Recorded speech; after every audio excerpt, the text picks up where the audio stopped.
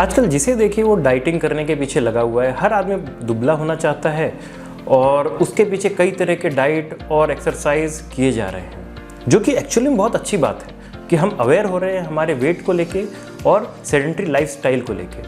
लेकिन इस चक्कर में हम ये भूल जाते हैं कि ये जो चीज़ें हम डाइट प्लान अख्तियार कर रहे हैं हमारे वेट लॉस की जर्नी के लिए, कई बार इनके साइड इफ़ेक्ट्स हो सकते हैं और उनके कई बार नुकसान भी काफ़ी खतरनाक हो सकते हैं, जिनके बारे में हमें जानना चाहिए बिफोर गोइंग फॉर और starting for any type of permanent lifestyle और डाइट। तो आज हम इसी बारे में बात करते हैं। नमस्कार, मैं हूं doctor Prashant Kumar Singh, consultant gastroenterology, complete gastro care, Avanti Vihar, Raipur से। अति सर्वत्र वर्ज्यते, ये आपने अपने बड़ों से या कहीं सुना होगा या कहीं ना कहीं पढ़ा होगा। इसका मतलब होता है किसी भी चीज़ की अति कर देना हर जगह हानिकारक होता है। Same goes for dieting. अगर आप डाइटिंग भी ज़रूरत से ज़्यादा करते हैं तो उसकी वजह से भी आपको कई तरह के साइड इफ़ेक्ट्स देखने को मिल सकते हैं। सबसे कॉमन जो साइड इफ़ेक्ट होता है वो है कमजोरी और थकान।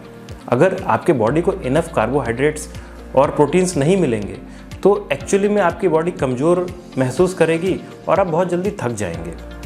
सेकेंड इज़ सिर दर्द और चक्कर आ जाना।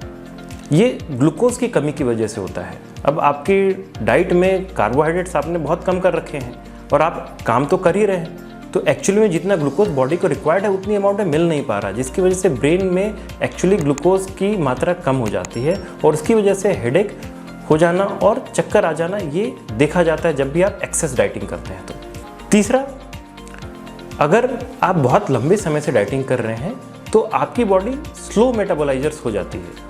स्लो मेटाबोलाइजर्स मतलब वो लोग जिनकी बॉडी एक्चुअली खाने को बहुत धीरे धीरे हजम करती है। ऐसा होने से क्या होगा कि आपकी जो लेवल ऑफ एक्टिविटी होती है वो घटने लगती है, आपकी जो एफिशिएंसी है, वर्क एफिशिएंसी, वो घटने लगती है और बॉडी एक सर्वाइवल मोड में चली जाती है। चौथी चीज़ होती है हेयर लॉस या ड्राई स्किन।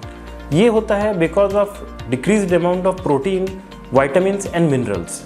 आपकी डाइट कम हो जाने की वजह से इन चीज़ों की भी कमी हो जाती है और इसकी वजह से कई बार बाल झड़ने लगते हैं, आपकी स्किन में ड्राइनेस महसूस होता है, स्किन की चमक चली जाती है, कई बार रिंकल्स नज़र आने लगते हैं।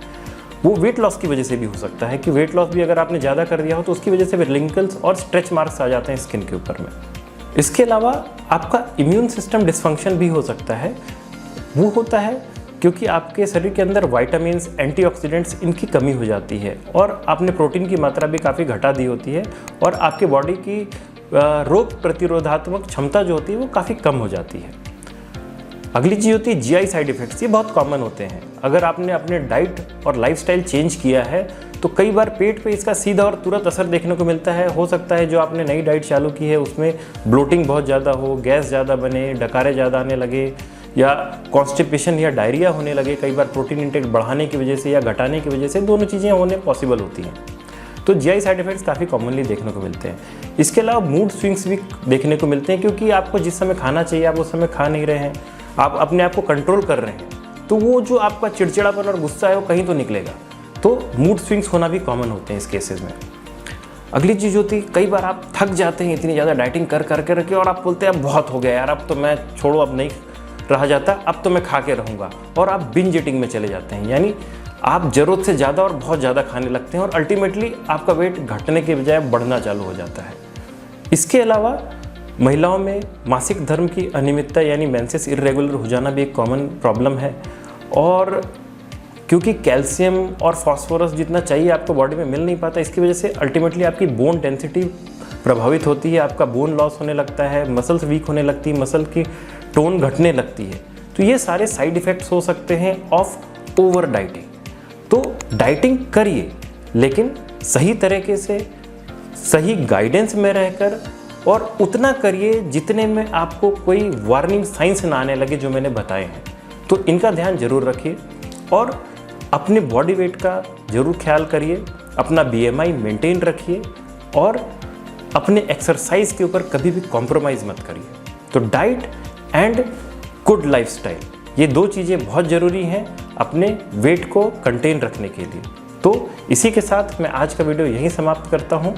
अगर आपको इसमें दी हुई जानकारी अच्छी लगी हो तो इस वीडियो को ज़रूर लाइक करिएगा और इस चैनल को सब्सक्राइब करिएगा। नमस्कार।